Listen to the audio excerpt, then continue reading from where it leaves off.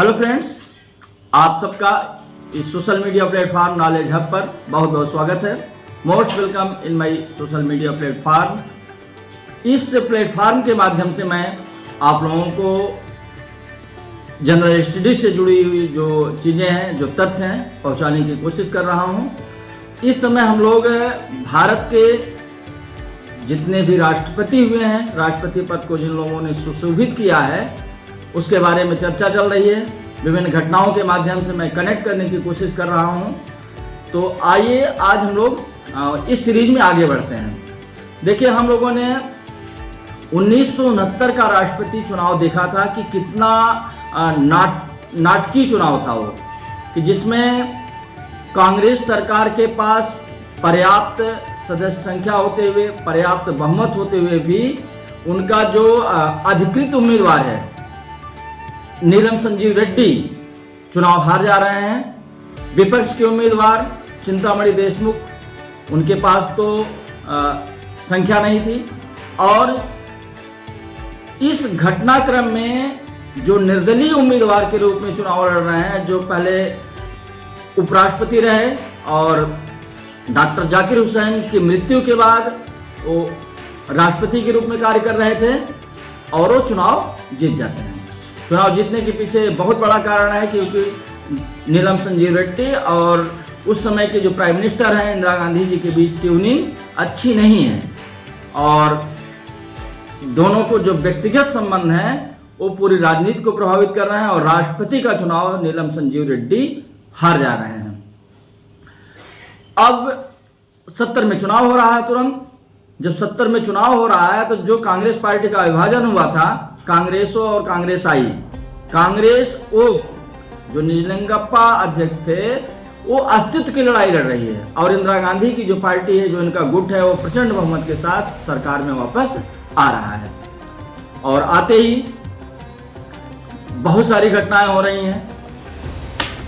1971 की जनगणना हो रही, जिसमें प्रचंड तरीके से हमारी जनसंख्या बढ़ रही है, जनसंख्या विस्फोट की स्थिति आ रही है। और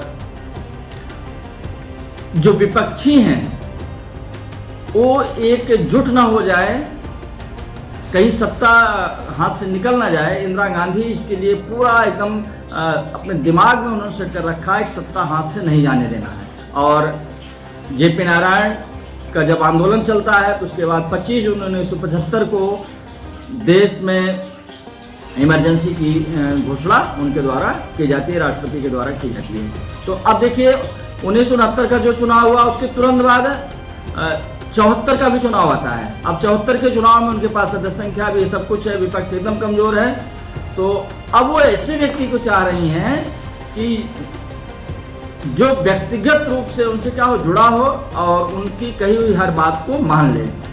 किसी बहुत सीनियर, बहुत तेज तर्रार व्यक्ति को राष्ट्रपति नहीं बनाना चाह रही हैं। और किसको बना रही हैं? जो उनके सरकार में खाद्य एवं कृषि मंत्री हैं फखरुद्दीन अली अहमद, उनको अधिकृत प्रत्याशी घोषित करती हैं और वो चुनाव जीत जाते हैं। उनके सामने विपक्ष त्रिदेव चौधरी हैं एक महोदय, उनको प्रत्याशी बनाया गया है, लेकिन चुनाव कांग्रेस की पार्टी के उम्मीदवार जीत रहे हैं।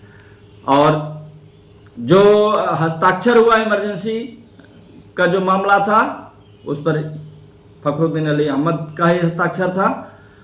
और देखिए इसके बाद क्या हो रहा है, 70 से सरकार बनी और 77 तक जाती है सरकार। बहुत सारे संशोधन हुए, 42वां संशोधन इन्हीं के टर्म में हुआ। 77 में जब चुनाव हो रहा है, अब चुनाव में क्या हुआ, इंदिरा गांधी चुनाव खुद हार गई, उनकी पार्टी बुरी तरह से हार गई। और जो विपक्ष के जितने नेता थे, चाहे वो कांग्रेस के टूटे हुए लोग थे, चाहे अन्य जो पार्टियां थी, सब ने मिल करके, जो जेलों में बंद कर दिए गए थे, आपस में तालमेल वो लोग बनाए और जनता पार्टी का गठन करके चुनाव में सामने आए। चुनाव एक तरफा रहा, जनता पार्टी की जीत होती है, कांग्रेस की हार होती है। और सरकार बनने के बाद मोरारजी देसाई प्रधानमंत्री बन रहे हैं, और इसी बीच फिर चुनाव होना है राष्ट्रपति, क्योंकि 74 में जब फखरुद्दीन अली अहमद बने, 77 में उनकी डेथ हो गई और 6 महीने के अंदर चुनाव होना था। फिर एक बार कसमकस शुरू हो गई। कांग्रेस खराब स्थिति में थी, इंदिरा गांधी अपना प्रत्याशी खड़ा करने की स्थिति में नहीं थी, और एक नई परंपरा लाने की कोशिश की गई कि सर्वसम्मति से राष्ट्रपति को क्या किया जाए, चुना जाए। जो देश का सर्वोच्च पद होता है उस पर किसी प्रकार की खींचतान ना हो, और बात बन गई। नाम किसका सुझाया गया? नीलम संजीव रेड्डी जी का, जो 1969 में कांग्रेस के अधिकृत उम्मीदवार थे और हार गए थे। एक ढंग से इंदिरा गांधी को चिढ़ाने का काम भी हो रहा था। और इसमें खेल मैं बता दूं क्या हो रहा था। मोरारजी देसाई जब प्रधानमंत्री बने, चौधरी चरण सिंह जी भी प्रधानमंत्री बनने की इच्छा जाहिर कर रहे थे, लेकिन समर्थन लोगों ने मोरारजी देसाई का किया। नीलम संजीव रेड्डी जी की भी ये इच्छा थी कि मैं कांग्रेस का बड़ा नेता था, विद्रोह करके आया था और मुझे संसदीय दल का नेता बना दिया जाए, और उनको क्या किया गया? निर्विरोध राष्ट्रपति के रूप में उनको निर्वाचित किया गया। तो उनके मन में कहीं ना कहीं चीज थी कि मैं प्रधानमंत्री भी बन सकता था और मुझको राष्ट्रपति पद से संतोष करना पड़ रहा, नाम मात्र का जो प्रधान होता है उस पद से संतोष करना पड़ रहा है, मैं बहुत कुछ करने की स्थिति में नहीं हूं। और साल 2 साल बीते बीते गजब का राजनीतिक खेल होता है कि एक साल बीते बीते 77 में सरकार बनती है और 79 में जो चौधरी चरण सिंह जी का खेमा है, जो उनका गुट है, वो क्या करता है? मोरारजी देसाई से नाराज हो जाता है और इंदिरा गांधी जी के माध्यम से क्या होता है? चौधरी चरण सिंह को 79 में प्रधानमंत्री बना दिया जाता है। जब मोरारजी देसाई नीलम संजीव रेड्डी से कहते हैं कि अब इनके क्या करिए, आप लोकसभा को भंग कर दीजिए, यहां पर वो मोरारजी देसाई को सबक सिखाते हैं कि उनके कहने पर वो लोकसभा भंग नहीं करते हैं। जो टीस थी राष्ट्रपति और प्रधानमंत्री पद की, चरण सिंह जी प्रधानमंत्री बन रहे हैं, 80 में फिर चुनाव हो रहा क्योंकि सरकार चल नहीं पाई, और 80 में जब फिर से चुनाव हो रहा तो जनता पार्टी थी, जैसे लोग जुड़े थे वैसे भरभरा करके सब पूरा इनका किला ढा गया। और 80 के चुनाव में कांग्रेस की वापसी होती है, इंदिरा गांधी का जो गुट है वो फिर से सत्ता में आ जाता है। अब फिर 82 का चुनाव आ रहा है। 82 के चुनाव में जो उस समय के गृह मंत्री हैं ज्ञानी जैल सिंह, बहुत खास हैं वो इंदिरा गांधी जी के, और उनको वो अपना अधिकृत उम्मीदवार बना रही हैं। और जो विपक्ष है वो जो भूतपूर्व न्यायाधीश हैं, क्योंकि विपक्ष बहुत कमजोर है, तो भूतपूर्व न्यायाधीश हैं हंसराज खन्ना जी, उनको अपना उम्मीदवार वो लोग चयनित करते हैं और ज्ञानी जैल सिंह भारत के राष्ट्रपति बन जाते हैं। ज्ञानी जैल सिंह के बनने के 2 साल बाद ही क्या हो रहा है? इंदिरा गांधी जी की हत्या हो जा रही है 31 अक्टूबर 1984 को। फिर उसके बाद उनके जो पुत्र हैं राजीव गांधी, वो देश के प्रधानमंत्री की बागडोर संभाल रहे हैं। जो इंदिरा गांधी के बहुत खास हुआ करते थे, आज जो उनके पुत्र जब प्रधानमंत्री बन रहे हैं तो उनसे उनके संबंध बहुत खराब हो जाते हैं, बहुत तल्ख हो जाते हैं, और अंतिम समय तो स्थिति आती है कि कहीं इनको बर्खास्त करके फिर से वो लोकसभा का चुनाव न करा दें या भंग न कर दें। उसके बाद आता है 82 के बाद 87 का चुनाव। अभी भी राजीव गांधी जी प्रधानमंत्री हैं, कांग्रेस की सरकार है, उनके पास राज्यों में भी सरकारें हैं, पर्याप्त उनके पास सदस्य संख्या है कि जिससे कि उनका जो उम्मीदवार होगा वो चयनित हो जाएगा। एक नई परंपरा की शुरुआत की जा रही है कि जो उपराष्ट्रपति हैं उनको क्या किया जा रहा है? राष्ट्रपति पद का उम्मीदवार बनाया जा रहा है। तो 87 में कांग्रेस के बड़े नेता जो उपराष्ट्रपति हैं, कांग्रेस उनको अपना अधिकृत उम्मीदवार घोषित करती है। आर वेंकटरमण चुनाव में जीत करके राष्ट्रपति का पद सुशोभित, यहाँ कोई ज़्यादा विवाद की स्थिति नहीं है। और 87 से लेकर के 1992 तक राष्ट्रपति रहते हैं। इसी बीच सत्ता परिवर्तन होता है। 89 के चुनाव में कांग्रेस की सरकार जाती है और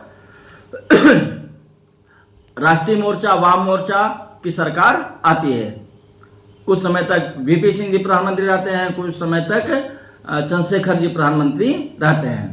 और फिर उसी बीच 1991 का आम चुनाव होना है और उसमें हो क्या रहा है कि 21 मई 1991 को राजीव गांधी जी की हत्या हो जा रही है और उस चुनाव में सबसे ज़्यादा सीटें कांग्रेस को मिल रही हैं और कांग्रेस के पीवी नरसिम्हा राव जो कि उस समय आंध्र प्रदेश से आते थे, उनको संसदीय दल का नेता घोषित किया जाता है और प्रधानमंत्री बन जाते हैं। उन्हीं के दौर में 1992 का चुनाव होना है। फिर वही एक बार प्रक्रिया, जो 87 में उपराष्ट्रपति थे उनको राष्ट्रपति का उम्मीदवार हुई, यहाँ पर भी डॉक्टर शंकर दयाल शर्मा को राष्ट्रपति पद का उम्मीदवार घोषित किया गया और वो चुनाव जीत गए।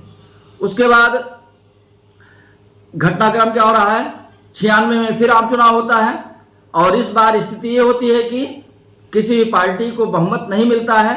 तो सबसे पहले डॉक्टर शंकर दयाल शर्मा जी के माध्यम से अटल बिहारी वाजपेयी जी को प्रधानमंत्री बनाया जाता है। 13 दिन के बाद फिर देवगौड़ा जी प्रधानमंत्री बनते हैं। फिर 10 महीने के बाद इंद्र कुमार गुजराल जी मंत्री बनते हैं और फिर लोकसभा भंग कर दी जाती है। और इसी दौर में 1997 के राष्ट्रपति का चुनाव होता है। सबसे बड़ी पार्टी इस समय कांग्रेस है, जो कि क्या कर रही है, संयुक्त मोर्चा सरकार को समर्थन बाहर से दे रही है, जिसमें कम्युनिस्ट पार्टी भी सरकार में शामिल है। और 97 का चुनाव हो रहा है तो कांग्रेस के एक बड़े नेता, दलित नेता के.आर. नारायणन, जो दलित कार्ड है उसको भुनाने की कोशिश की जा रही कांग्रेस द्वारा और उनको उम्मीदवार। और वो देखिए अभी फिर परंपरा 87 और 92 फिर 97 में फिर जो उस समय के तत्कालीन जो उपराष्ट्रपति हैं उनको क्या किया जा रहा है, देश के राष्ट्रपति का उम्मीदवार बनाया जा रहा है।